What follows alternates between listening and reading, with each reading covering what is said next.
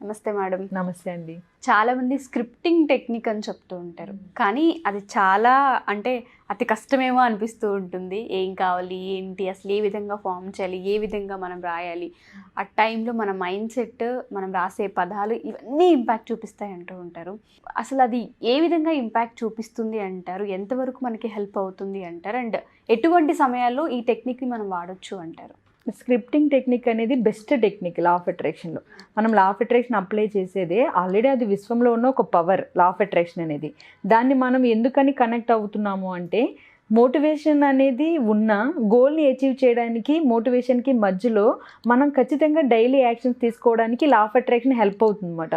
So అంటే అది మనం సెల్ఫ్ మోటివేట్ చేసుకోవడానికి ఎవ్రీడే ఒక పాజిటివ్ కనెక్షన్లో ఉండడానికి హెల్ప్ అవుతుంది. వాటిలో ఈ స్క్రిప్టింగ్ అనేది ఒకటి. స్క్రిప్టింగ్ టెక్నిక్ వల్ల ఎప్పటికప్పుడు ప్రేరణ అనేది వచ్చి వాళ్ళు అనుకున్న గోల్స్ అచీవ్ చేసే విధంగా ఎనర్జీని ఇవ్వగలుగుతారు. అయితే ఈ స్క్రిప్టింగ్ రాసేటప్పుడు చాలామంది మిస్టేక్స్ రాస్తూ ఉంటారు. అంటే రాయడమే మిస్టేక్ రాస్తారు, కానీ దాన్ని అంటే అడుగుతారు చాలామంది, అలా చెప్తున్నాను. సో మిస్టేక్ రాసినప్పుడు మళ్ళీ దాన్ని అవ్వలేదు అని చెప్పి ఎక్స్పెక్ట్ చేస్తూ ఉంటారు. అసలు జనరల్గా స్క్రిప్టింగ్ రాసేటప్పుడు చాలా చాలా హై వైబ్రేషన్లో ఉండాలన్నమాట. ఎందుకని అంటే స్క్రిప్టింగ్ రాస్తున్నప్పుడు ఆ పదాలు, మీరు అడిగినట్లు ఆ పదాలు కానీ ఆ లోపల ఇంటెన్షన్స్ కానీ ప్యూర్గా ఉండాలి, మంచి హార్ట్ఫుల్గా ఉండాలి. రిచ్ అవ్వడానికి స్క్రిప్టింగ్ అనేది నేను ఒక ఎగ్జాంపుల్గా చెప్తాను. ఇప్పుడు ఒక పర్సన్ రిచ్ అవ్వాలి అని అనుకుంటున్నారు అనుకోండి, ధనవంతులు అవ్వాలనుకుంటున్నారు. వాళ్ళు స్క్రిప్టింగ్ని ఎలా రాయొచ్చు అంటే, మార్నింగ్ స్క్రిప్టింగ్ అనేది మంచి టైము రాయడానికి. స్క్రిప్టింగ్ ఎప్పుడు ఒకటే రాయాలని ఏం లేదు. సేమ్ కాన్సెప్ట్ని తీసుకుని, ఇప్పుడు ఒకటే కాన్సెప్ట్, కంటెంట్ ఒకటే ఉంటుంది, కొన్ని పదాలు మారుతూ ఉంటాయి చూడండి. అలా సేమ్ కాన్సెప్ట్ని తీసుకుని వీళ్ళు రోజుకి ఒక రకంగా మార్చి రాయొచ్చు. పదాలు సేమ్ రావాల్సిన అవసరం లేదు, కానీ ఆ పదాల్లో ఖచ్చితంగా పాజిటివ్ కనెక్షన్, ఎఫర్మేషన్స్ ఉండాలి. అంటే ఏది వద్దు అనేది చెప్పడం రాయకూడదు, అక్కడ ఏది కావాలో చెప్పడం అలవాటు అవ్వాలి. రిచ్ అవ్వాలి అనుకునే వాళ్ళు నేను ఇప్పుడు ప్రస్తుతం ఎలా ఉన్నాను అనే దగ్గర నుంచి మొదలు పెట్టాలి. సో ప్రస్తుతం నా సిచ్యువేషన్ ఏంటి అన్న దగ్గర నుంచి మొదలుపెట్టి, నా స్కిల్స్ నేను ఎలా డెవలప్ చేస్తాను, నా ప్రజెంట్ ఎమోషన్స్ ఏంటి అనే దాని నుంచి మెల్లగా వన్ డే అలా ఒక్క కనెక్షన్ ఇచ్చుకుంటూ వెళ్ళాలి. ప్రస్తుతం నేను ఎలాంటి సిచ్యువేషన్లో ఉన్నా, నా లైఫ్లో ఖచ్చితంగా నేను ధనవంతునిగా జీవించే అర్హత నాకు ఉంది అని మొదలుపెట్టి, థ్యాంక్ యూ యూనివర్స్ అని స్టార్ట్ చేసి, థ్యాంక్ యూ సెల్ఫ్కి కూడా థ్యాంక్ యూ చెప్పుకొని అక్కడ స్టార్ట్ చేయాలి. నేను ఒక్కొక్క రోజు వెళ్ళే కొద్దీ నా నిరంతర ఫ్లోయింగ్లో మనీని అధికంగా ఆకర్షిస్తూ ఉంటాను. నేను చేసే ప్రతి పనిలోని నాకు సక్సెస్ అనేది నేను చూడగలుగుతాను. సో ఇలా మొదలు పెట్టాలి. కానీ స్క్రిప్టింగ్ కంప్లీట్ అవ్వేలోపు ఏం చేయాలి అంటే, కంగ్రాచ్యులేషన్స్ అనే ఒక పదాన్ని, వావ్ అనే పదాన్ని, అంటే మనం వావ్ అన్నప్పుడు చూడండి ఒక గ్రేట్ ఫీలింగ్ తీసుకుంటాం. సో అలా కనెక్ట్ చేయాలన్నమాట. ఒక మూవీని చూడండి, డైరెక్టర్స్ ఎంత బాగా రైట్ చేసి వాళ్ళు ఎండ్ వరకు ఒక గుడ్ ఫీల్ వచ్చేలాగా రాస్తారు. సేమ్ అలాగే మన సెల్ఫ్ స్క్రిప్టింగ్ అనేది మనం ఒక స్టార్ట్ నుంచి చేసి, ప్రస్తుతం ఎలా ఉన్నామో అక్కడ నుంచి మొదలుపెట్టి ధనవంతులు అవ్వేంత వరకు మన లైఫ్ స్టైల్ అనేది ఎలా ఉంటుందో, అంటే మళ్ళీ ఇక్కడ నెగిటివ్ వచ్చింది, దీన్ని నేను ఎలా ఓవర్కమ్ చేశాను, ఇలాంటివి ఎక్కువ పెట్టుకోకుండా ఓన్లీ పాజిటివ్ కనెక్షన్తో ఉన్న సిచ్యువేషన్స్ నేను ఈజీగా హ్యాండిల్ చేస్తూ వెళ్ళాను. నేను వెళ్ళే కొద్దీ నా స్కిల్స్ డెవలప్ అవుతూ వచ్చాయి. నాకు తెలియకుండానే నా ఇష్టాలని నేను ఫాలో అవుతూ వెళ్ళాను. ఆటోమేటిక్గా మనీ అట్రాక్షన్ జరిగింది. ఇలా ఒకదానికి ఒకటి చైన్ కనెక్షన్ ఇస్తూ ఎమోషన్స్ని మధ్యలో వావ్ నేను ఇంత అద్భుతంగా అచీవ్ చేస్తానని ఎక్స్పెక్ట్ చేయలేదు, నాకు నేనే కంగ్రాట్ చేసుకుంటున్నాను, ఇలాంటి పదాలని యాడ్ చేసి, అంటే ఆశ్చర్యం కలిగించే ఆసమ్, వావ్, గ్రేట్, అంటే ఇలాంటి పదాలని యాడ్ చేయాలన్నమాట.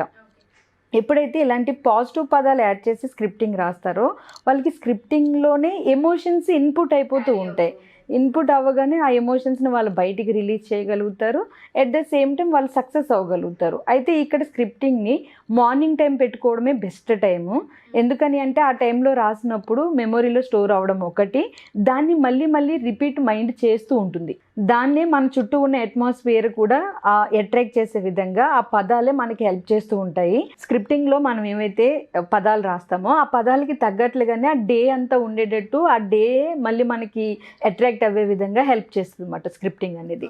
బట్ చాలామంది ఏంటంటే రాసేటప్పుడు మనం ఏదైతే కావాలనుకుంటూ ఉంటామో, డే బై డే మనకి ఈ విధంగా ఇంప్రూవ్మెంట్ ఉంటుందని ఎక్స్పెక్ట్ చేస్తూ ఉంటామో, ప్రాసెస్లో తెలియకుండానే అసలు అవుతుందా ఇది అన్న ఆలోచన, డౌట్ ఖచ్చితంగా వస్తూ ఉంటుంది. వెంటనే నెగిటివ్ ఎనర్జీ అనేది ఫామ్ అయిపోతూ ఉంటుంది. అప్పుడు ఆ స్క్రిప్టింగ్కి కూడా అంత ఎనర్జీ అనేది ఉండదు అనేది చాలామంది చెప్తూ ఉంటారు. అలా అవ్వకుండా ఉండాలంటే, డిస్టర్బెన్స్ క్రియేట్ అవ్వకుండా ఉండాలంటే మన మైండ్ని మన కంట్రోల్లో ఉంచుకోవాలని చెప్తారు కదా, అది అసలు ఏ విధంగా అంటారు? ఇది చాలా సింపుల్ ఉషా గారు. ఎందుకంటే మనము ఒకటి అర్థం చేసుకోవాలి. మనం ఎప్పుడు పక్క వాళ్ళ గురించి ఆలోచిస్తూ ఉన్నాము అనుకోండి, మన ఎనర్జీ ఏంటి అనేది మనకు తెలియదు అసలు. సో ఒక స్టోరీకి మనమే హీరో. అంటే ఇప్పుడు మన లైఫ్కి ఆలోచించండి, మన రైటింగ్ మనమే రాసుకోవాలి, మన క్రియేషన్, మన లైఫ్కి మనమే డైరెక్టర్, ప్రొడ్యూసర్, మొత్తం అన్ని హీరో, మొత్తం అన్ని మనమే. సో మనమే అన్న నిజాన్ని ఎప్పుడైతే గ్రహించగలుగుతారో, ఆ చిన్న లాజిక్ని, నా లైఫ్కి నేనే హీరో, సైడ్ క్యారెక్టర్స్ కూడా నేనే. సో అంటే మొత్తం ఓవరాల్గా నేను ఏదైతే చేస్తానో, ఎలా అయితే ఉంటానో అదే నా జీవితంలోకి వస్తుందని ఎవరైతే నమ్ముతారో, స్క్రిప్టింగ్ రాస్తున్నప్పుడు వాళ్ళకి నెగిటివ్ ఎమోషన్స్ రావు. చాలా ఇంట్రెస్టింగ్గా రాయగలుగుతారు, పాజిటివ్గా రాయగలుగుతారు. ఆ రిచ్ కనెక్షన్లో కూడా వాళ్ళు ఎలాంటి సమృద్ధిని అట్రాక్ట్ చేస్తున్నారు, వాళ్ళ ఇల్లు ఎలా ఉంది, వాళ్ళు ఎంత మనీ పెట్టి ఇల్లు కొంటారు, వాళ్ళ ఇంట్లో లగ్జరీస్ ఎలా ఉన్నాయి, వాళ్ళ ఫ్రెండ్స్ ఎలా ఉన్నారు, అలాగే వాళ్ళ పిల్లలు ఎలా చదువుతున్నారు, సంథింగ్ ఇవన్నీ కూడా యాడ్ చేయగలుగుతారు అన్నమాట. అంటే వాళ్ళతో పాటు వాళ్ళ అట్మాస్ఫియర్ని కూడా రిచ్గా కనెక్ట్ చేయగలుగుతారు. ఎప్పుడు అంటే వాళ్ళకి నమ్మకం ఉండాలి, నేనే, నా లైఫ్కి నేను తప్ప ఇంకొక క్రియేటర్ లేరు, నా లైఫ్ని నేను మాత్రమే రైట్ చేయగలను, నేనే స్క్రిప్ట్ చేసుకోగలను, అది ఎవరైనా ఏ క్యారెక్టర్ అయినా నా చేతిలోనే ఉంటుంది అంతా అని ఎవరైతే నమ్ముతారో వాళ్ళకి అసలు నెగిటివ్ ఎమోషన్స్ రావు. వాళ్ళు ఈజీగా చాలా యాక్టివ్గా మంచి ఉత్సాహంతో స్క్రిప్టింగ్ రాసుకోగలుగుతారు, అలాగే సక్సెస్ వస్తుంది. అండ్ స్క్రిప్టింగ్ చాలామందికి అలవాటు ఉండదు. ఒకవేళ దాన్ని అలవాటు చేసుకోవాలంటే ఫస్ట్ ఎన్ని డేస్ మనం స్టార్ట్ చేయాలంటారు? ఖచ్చితంగా ఎన్ని డేస్ చేయాలంటారు? అంటే పర్టికులర్గా కొంతమంది ఇన్ని డేస్ చేయాల్సిందే, అప్పుడు మాత్రమే మైండ్ సెట్ మారుతూ ఉంటుంది, స్క్రిప్టింగ్ అలవాటు అవుతూ ఉంటుందని చెప్తూ ఉంటారు.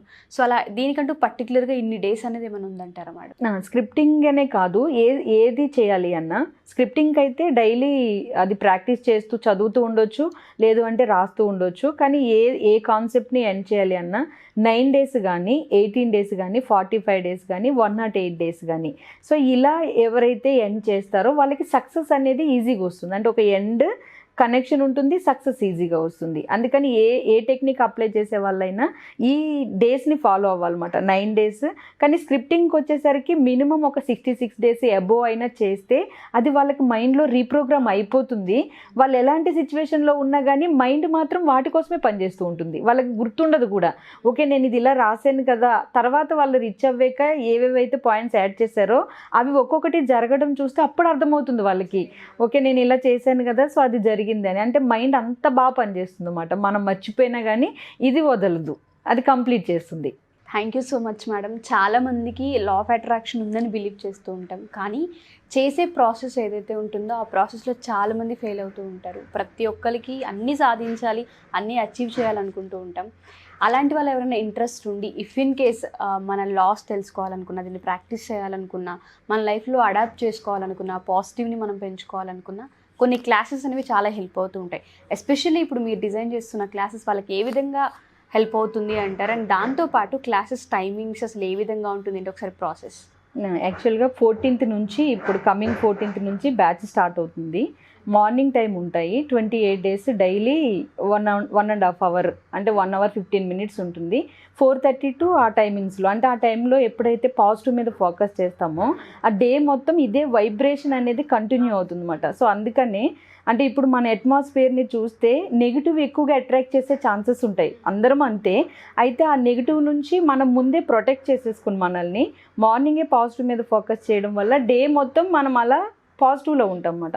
అలా హెల్ప్ అవుతాయి ఈ classes. Gratitude classes, magical practice programme అంటాము. సో ఈ క్లాసెస్ని రిజిస్టర్ చేసుకోవాలనుకున్న వాళ్ళకి కింద నెంబర్ని కాంటాక్ట్ చేయొచ్చు.